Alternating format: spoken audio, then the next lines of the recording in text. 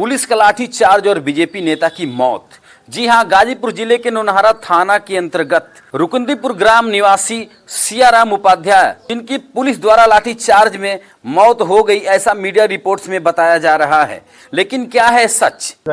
और इनके पे 4 सिपाही लपट के इनको पीटे, थोड़ा सा भी ये नहीं किए, यही हुआ। अब आप लोगों की क्या डिमांड है? हम लोग की ये डिमांड है कि गाजीपुर कप्तान और पूरे थाना नौनहरा को सस्पेंड किया जाए।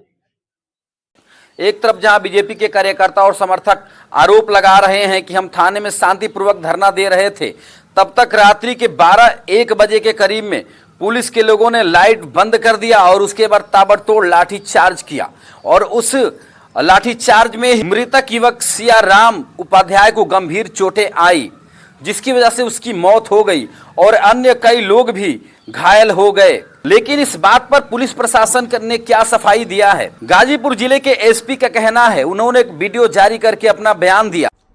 9 सितंबर को थाना नौनहरा क्षेत्र में एक प्रकरण संज्ञान में आया था, जिसमें 2 पक्ष, एक प्रधान पक्ष एवं एक दूसरा पूर्व प्रधान पक्ष, इन दोनों के मध्य बिजली के खंभे लगाने को लेकर एक विवाद था, जिसके बाद लगभग 20-25 लोग एक पक्ष के थाने पर आके बैठ गए थे, जिन्हें लगातार समझाया बुझाया गया कि आप हट जाइए, क्योंकि ये विवाद दूसरे विभाग से संबंधित है। हम लोगों ने दूसरे विभाग से संपर्क भी किया था और इनको बोला था कि आप वहां पर जाके अपनी कार्रवाई करवाएं। तो लेकिन ये लोग समझाने के बाद भी वहां से नहीं उठे, कई बार इनको समझाया गया। रात में एक बिजली जाने के कारण कुछ अफरा तफरी मची और इनको वहां से तत्काल इनको जाने के लिए बोला गया। तो फिर उसके बाद ये लोग वहां से चले गए थे और किसी प्रकार का कोई भी इशू नहीं हुआ।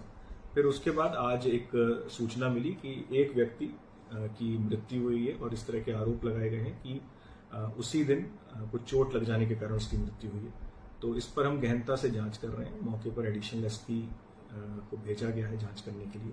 उनके द्वारा प्रकरण की जांच की जा रही है और सभी पहलुओं पर हम जांच कर रहे हैं। मृतक व्यक्ति का पोस्टमार्टम कराया जा रहा है और जो भी तथ्य आएंगे उसके अनुसार अग्रिम विधिक कार्रवाई अमल में लाई जाएगी।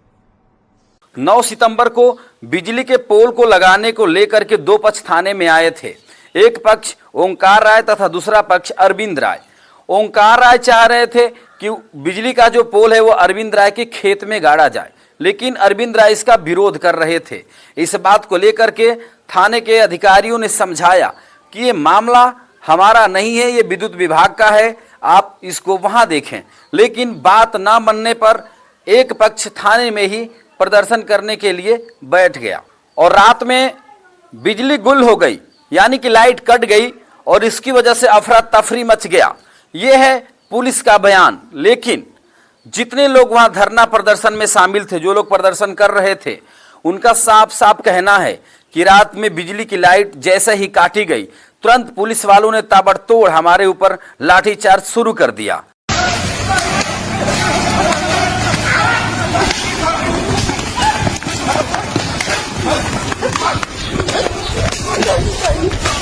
अब सोचना यह है, देखना यह है कि कौन झूठ बोल रहा है, कौन सच बोल रहा है।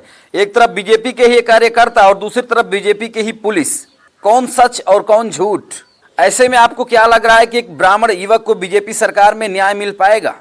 जिस तरह की बयानबाजी हो रही है उसको देख करके तो नहीं लगता है कि इस युवक को न्याय मिलने वाला है। इसी बीच भाजपा के वर्तमान जिला अध्यक्ष ओम प्रकाश राय वहां मौके पर पहुंचे, जिनको देख करके वहां के ग्रामीणों ने अपना आपा खो दिया और नारेबाजी करने लगे।